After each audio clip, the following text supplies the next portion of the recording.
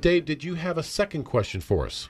Yeah, my sister-in-law owns a business. It's an IHOP business, and it's right adjacent on Castleberry, there where the Redbug Lake flyover is just getting started, a 2-year project. And you had indicated earlier that business loss is 25 to 35% during a construction period.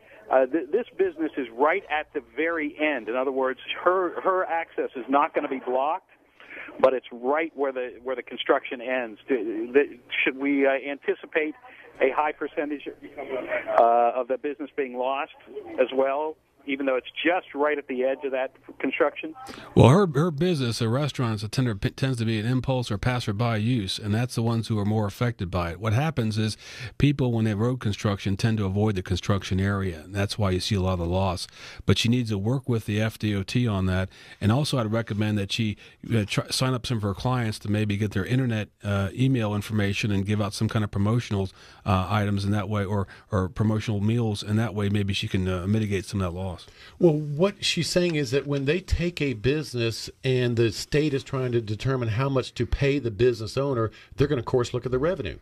Yeah, your business damage is based upon your last 5 years' tax returns, but they have to take part of the property. I think Dave's sister's business is not being taken, but she will be impacted, and the law does not provide compensation and there. When Dave is talking about the flyover, is he talking about planes flying over? What is he speaking of, or do you know? It's a new a grade-separated bridge on 436 and Redbug Road, similar to 436 and 50. I got you.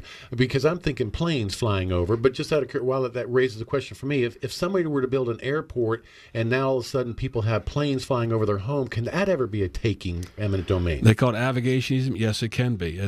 Years ago when I was in West Palm Beach, first job out of law school, I didn't have an alarm clock because the morning flight of Eastern Airlines to New York City woke me up and shook my building, and that's how I woke up every morning. So, yes, and then that house was then subsequently acquired by the airport authority. So you're saying that if one day no planes flying over, next day planes are flying over your home, sometimes you can pursue damages?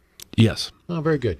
Hey, folks, my guest today is attorney Tom Callan. We are focusing on eminent domain. He is with the Eminent Domain Law Firm and any kind of eminent domain, but we're also focusing on the Wekiva River Parkway project. And we have Juan from Lake County. He's got a question about the Wekiva River project. Juan, if you will continue to hold, we will get you on the other side of the break. My name is Tom Olsen. The name of the show is 11 Lawyers Radio Show. You're listening to News Talk WDBO.